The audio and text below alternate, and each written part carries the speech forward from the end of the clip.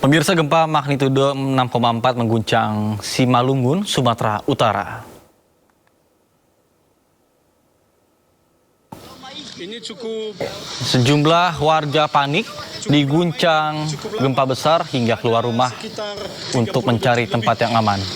Peristiwa gempa terjadi Sabtu pukul 17:54 waktu Indonesia Barat. Adapun pusat gempa terjadi 10 km sebelah tenggara Simalungun di kedalaman 163 km dan tidak berpotensi tsunami. Sampai dengan saat ini belum ada informasi resmi terkait dengan kerusakan dan dampak gempa di Simalungun.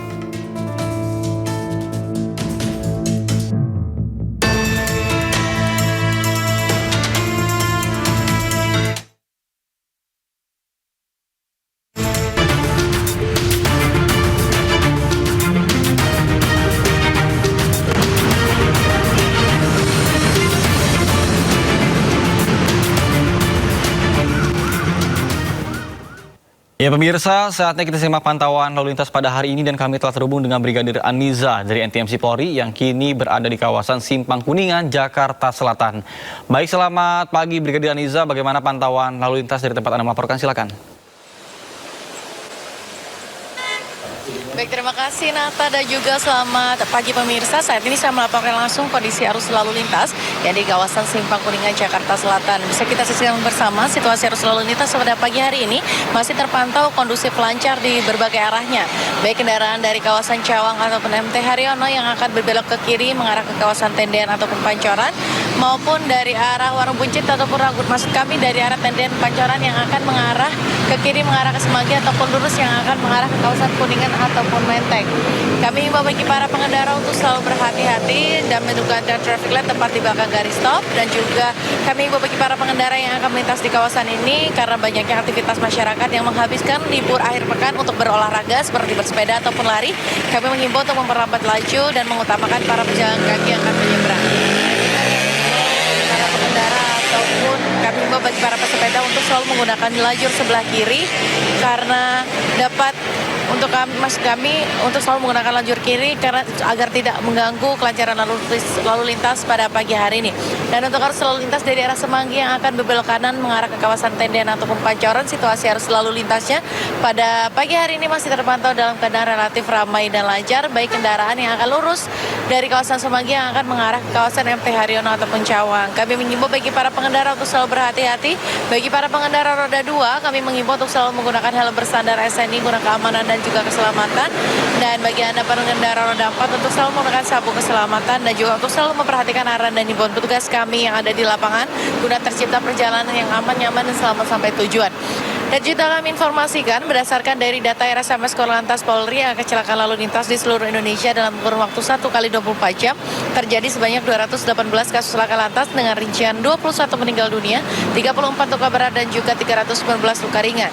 Dari data tersebut 66% terjadi pada waktu siang hari. Untuk itu kami selalu mengimbau untuk selalu tertib dan juga untuk selalu mengecek kembali, pastikan fisik Anda dalam keadaan yang sehat dan juga kendaraan Anda dalam keadaan layak jalan. Untuk mengupdate bagaimana kondisi arus lalu lintas terkini, kami siap melayani Anda di nomor 15669. Itulah informasi pada pagi hari ini dan salam presisi. Silakan kembali ke rekan di studio. Ya baik, terima kasih Brigadir Aniza atas laporan dari kawasan Simpang Kuningan, Jakarta Selatan. Selamat bertugas kembali dan salam presisi.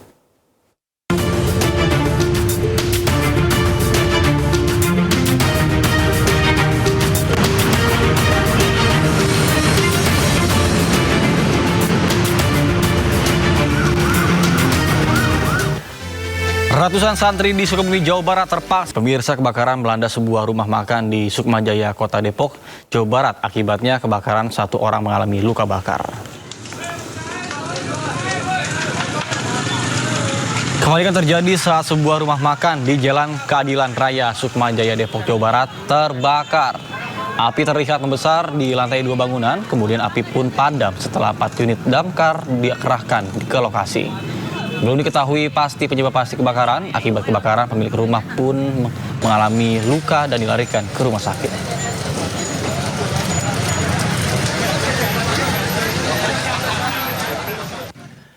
Pemirsa, sebuah kantor sekaligus gudang minuman kesehatan di Goa, Sulawesi Selatan ludes terbakar. Kebakaran diduga akibat korsleting listrik. Besarnya kobaran api yang membakar bangunan minuman kesehatan di Kecamatan Palangga ini membuat warga dan pengguna jalan panik. Api dengan cepat menghanguskan seisi bangunan. Warga dan karyawan pun berusaha menyelamatkan sejumlah mobil box yang terparkir di halaman gedung. Sejumlah armada kebakaran pun diterjunkan ke lokasi dan proses pemadaman berlangsung selama 2 jam. Api pertama kali muncul dari bagian depan kantor yang terdapat kulkas pendingin. Diduga akibat korsleting listrik. Tidak ada korban jiwa maupun korban. Maksud kami, kerugian pun mencapai miliaran rupiah. Polisi masih menyelidiki penyebab pasti dari kebakaran.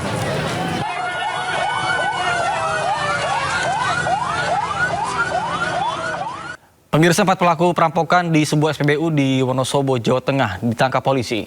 Para pelaku berhasil menggasak uang 700 juta rupiah dan menyekap 2 karyawan SPBU.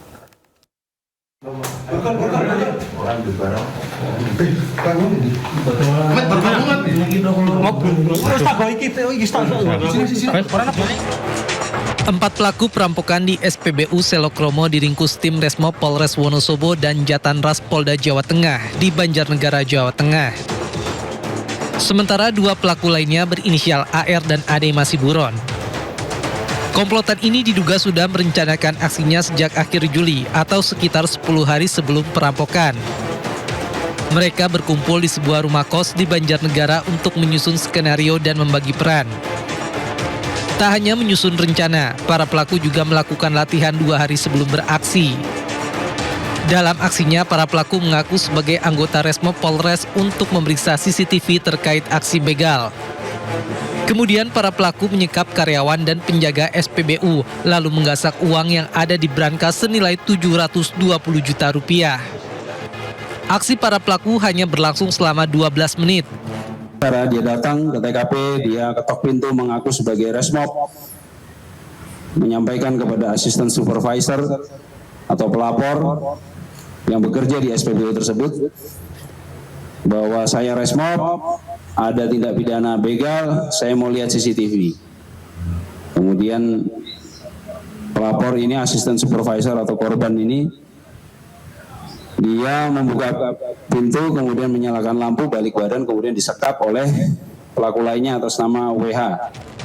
Uang hasil kejahatan dibagi 6 pelaku dengan bagian sekitar 130 juta rupiah.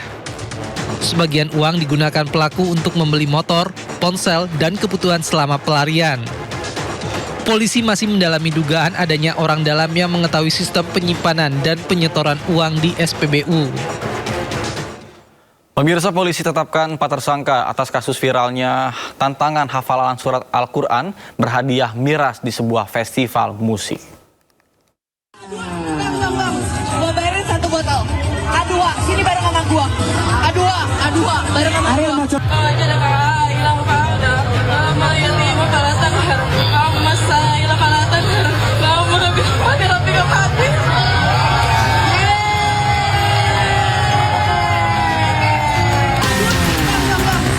Viral di media sosial sebuah acara yang membuat tantangan hafalan surat Ad-Duha berhadiah 1 botol minuman keras di Jakarta Utara. Kejadian ini terekam di sebuah acara festival musik pada 9 Agustus lalu, tepatnya di stand merek Newport. Peristiwa ini pun memicu kecaman luas karena dianggap melecehkan kitab suci umat Islam Al-Quran. Sejumlah pihak pun sudah melaporkan kejadian ini ke polisi. Challenge sebuah ayat suci Al-Quran dengan hadiah minuman keras, minuman yang mengandung beralkohol yang jelas-jelas itu kontra, haram dan dilarang. Nah, ini sebagaimana kita ketahui melukai dan menyakiti mayoritas umat muslim di Indonesia, dan Majelis Ulama Indonesia pun sudah memberi respon. Jadi hari ini kami di sini bersama-sama untuk lebih mendalami apakah perbuatan tersebut murni hanya pelakunya saja atau penyelenggaranya atau sponsornya juga ikut ada kaitannya. Kini kepolisian sedang melakukan penyelidikan terhadap kasus dugaan penistaan agama yang dilakukan di salah satu festival musik Sound Project tersebut. Kini Polda Metro Jaya telah menetapkan 4 orang tersangka berinisial RES, AK, I, dan M yang terlibat dalam pusaran acara tersebut. 2 dari 4 tersangka kini resmi ditahan di rutan Polda Metro Jaya guna pemeriksaan lebih lanjut. Pihak Majelis Ulama Indonesia pun mengecam keras aksi ini karena dinilai melanggar nilai agama, etika moral, dan merendahkan kemuliaan Al-Quran dengan barang yang diharamkan. Tim Liputan iNews melaporkan.